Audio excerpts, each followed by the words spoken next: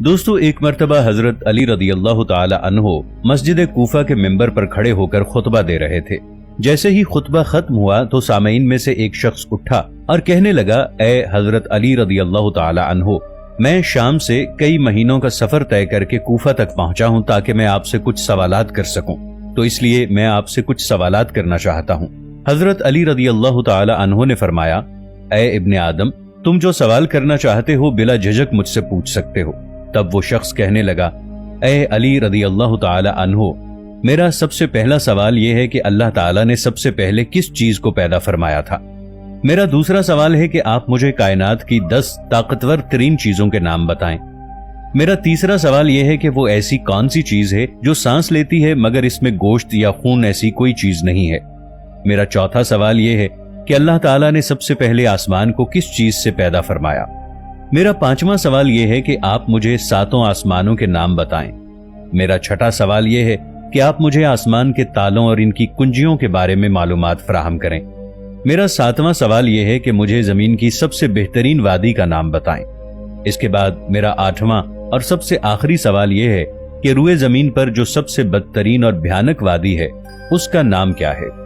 नाजरीन, वीडियो शुरू करने से पहले मैं आपको बताता चलूं कि मैं जो वाकया आपको सुनाने जा रहा हूं, ये वाकया 1000 साल कबल अहादीस की मुस्तनद कुतुब मसलन अल खिसाल के बाब नंबर 10 हदीस नंबर 25 में नुमाया तौर पर मौजूद है।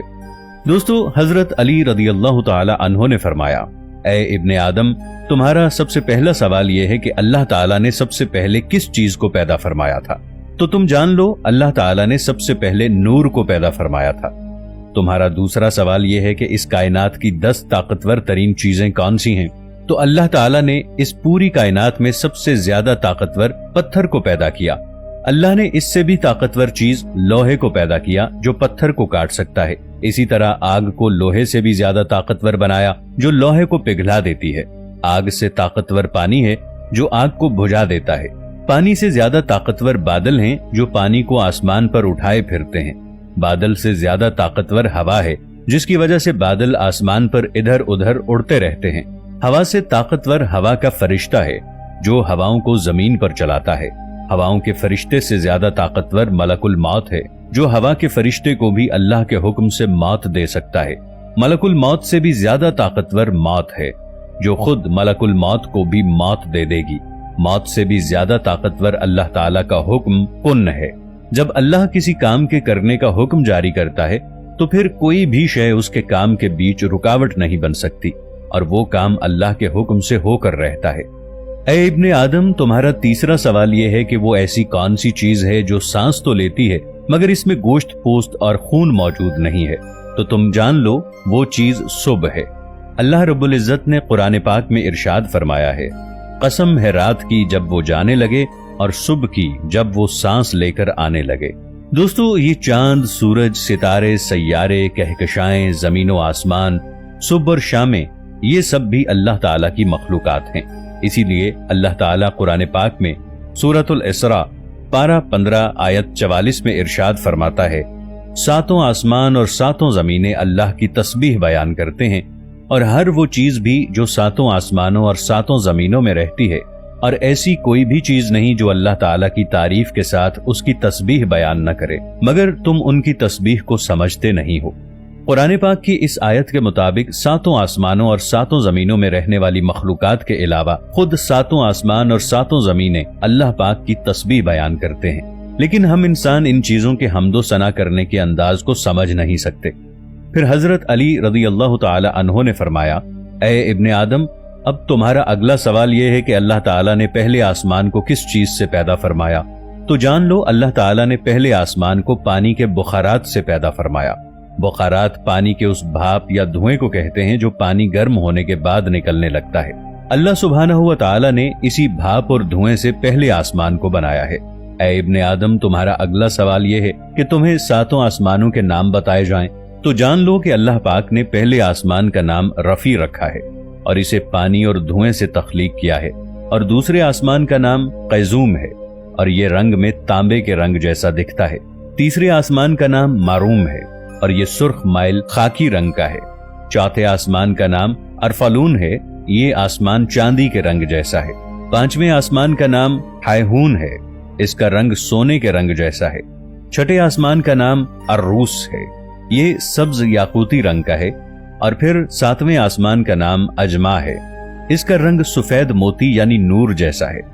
तुम्हारा अगला सवाल कि तुम्हें आसमान के तालों और उनकी कुंजियों के बारे में बताया जाए, तो ए इब्ने आदम, जान रखो कि आसमान के ताले अल्लाह के साथ शिर्क करना है। जो अल्लाह के सिवा किसी और को अपना माबूद बनाएगा तो यकीनन उसके लिए आसमान के दरवाजों के ताले कभी नहीं खुलेंगे। इन दरवाजों की कुंजियां मौत के वक्त या उससे पहले सच्चे दिल से ला इलाहा इल्लल्लाह मुहम्मदुर रसूलुल्लाह की गवाही देना है। दोस्तों, बुखारी और मुस्लिम की अहदीस के मुताबिक अल्लाह ने एक आसमान से दूसरे आसमान की तरफ जाने के लिए मुख्तलिफ दरवाजों को तख्लीक किया है। अल्लाह पाक के बहुत से नबी और पैगंबर इन्हीं दरवाजों से गुजरकर मुख्तलिफ आसमानों की तरफ जा चुके हैं।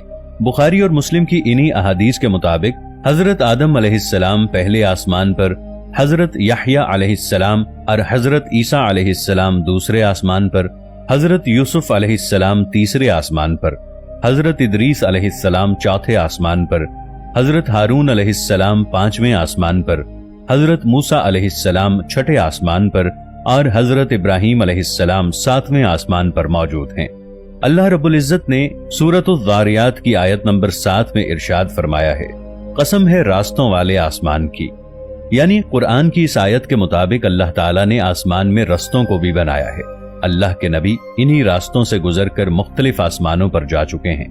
हजरत अली रज़ियल्लाहु ताला अन्हो ने फरमाया, ए इब्ने आदम, अब तुम्हारा 7वां सवाल यह है कि जमीन की सबसे बेहतरीन वादी कौन सी है? तो जान लो, जमीन पर खूबसूरत तरीन वादी सरनदीप है, क्योंकि अल्लाह ताला ने हजरत आदम अलैहिस्सलाम को आसमान से उतारकर सबसे पहले इसी वादी में भेजा था। दोस्तों, ये वादी मौजूदा दौर में श्रीलंका में मौजूद है। हजरत अली रज़ियल्लाहु अन्हु ने फरमाया, इब्ने आदम, तुम्हारा सबसे आखिरी सवाल यह है कि इस दुनिया में सबसे भयानक और बदतरीन वादी कौन सी है?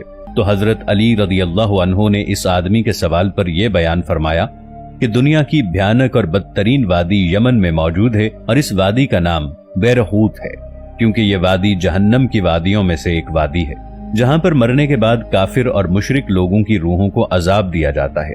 इस वादी में रूहें रो रो कर अल्लाह से मुआफी की फरियाद करती हैं कि ए परवरदिगार, हमने दुनिया की रंगीनियों में खोकर तेरे हर हुक्म से मुंह मोड़ा और हिदायत के होते हुए भी रुए जमीन पर गुनाहों को आम किया। ए अल्लाह, तू एक बार हमें दोबारा दुनिया में भेज दे, हम सारी जिंदगी तेरा ही हुक्म बजा लाते रहेंगे, तेरे ही बताए हुए रास्ते पर अमल पैरा होंगे।